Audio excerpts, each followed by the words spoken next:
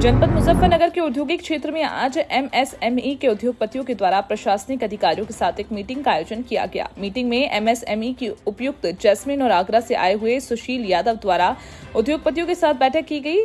बैठक में उद्योगपतियों की विभिन्न समस्याओं को लेकर चर्चा की गई। चर्चा में अधिकारियों ने बैंक संबंधित समस्याओं और अन्य समस्याओं का हल करने का आश्वासन दिया और कहा कि एमएसएमई उद्योग हमारे लिए बहुत महत्वपूर्ण है। ये देश की रीढ़ की हड्डी है जिससे सरकार को टैक्स भी जाता है और उद्योग का विकास भी होता है। बैठक में आईआईए के अध्यक्ष पवन गोयल, एमएसएमई के अध्यक्ष अंकित सिंगल, सचिव अभिनव स्वरूप, उद्योगपति सत्यप्रकाश, पंकज जैन, अमित गर्ग सहित दर्जनों की संख्या में उद्योगपति मौजूद रहे। मैं अभिनव स्वरूप, secretary federation of Muzaffarnagar commerce and industry.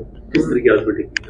आज हम लोगों ने एक एमएसएमई मीटिंग हमने कंडक्ट करी है, जिसके लिए हमारे एमएसएमई ऑफिशियल्स आगरा से आए हैं। Shri Sushil Yadav आईईडीएस assistant commissioner MSME है, असिस्टेंट डायरेक्टर, एंड उनके साथ सीए इस्कॉन यूपीसी ऑन के आए हैं, यूपीसी ओएन के आए हैं Shri Pawan single ji, and हमारे साथ जीएमडीआईसी मैडम मौजूद हैं जो हमको एमएसएमई के बारे में अवगत कर रहे हैं। इन्हीं के साथ हमने बैंक, सारे लीडिंग बैंक जो मुजफ्फरनगर के हैं, including LDM, lead district manager, उन सबको बुलाया है ताकि हमारे पास जो एमएसएमई के जो लोन्स हमें सैंक्शन होते हैं उद्योगों को, उनमें उनका प्रोसीजर, उनका लोन रेट्स, इंटरेस्ट रेट्स, वो सबको उनके बारे में अवगत कराया गया। तो एमएसएमई ऑफिशियल्स और बैंक्स का एक बहुत क्लोज एक रिलेशन होता है। तो जो एमएसएमई की जो पॉलिसीज़ होती हैं वो बैंक्स को क्लियरली समझाना बहुत अनिवार्य होता है। तो उन्हें कई बार वो मिसकम्युनिकेशन हो जाता है, ताकि जिसकी वजह से हमारे लोन्स आगे हमारे कंक्लूड नहीं हो पाते हैं, प्रोसेस नहीं हो पाते हैं।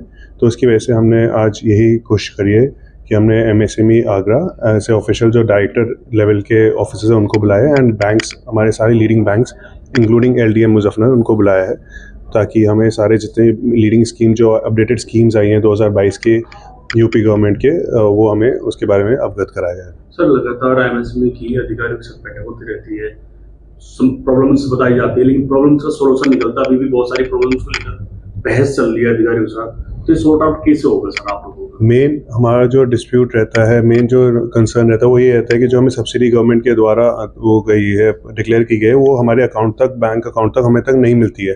जैसे 50% इंटरेस्ट सब्सिडी तक की हम लोग को घोषणा की गई सरकार द्वारा, लेकिन वो अभी तक हमें मिली नहीं है। 2000 ऐसे भी केसेस हमारे मेंबर्स हैं जो 2017 में जिनको लेटर ऑफ कंफर्ट तक इशू हो चुका है। Letter of comfort final stage होता है, लेटर ऑफ कंफर्ट के बाद कोई और प्रोसीजर कोई रहता नहीं है, जिसकी वजह से जिनको ना मिले।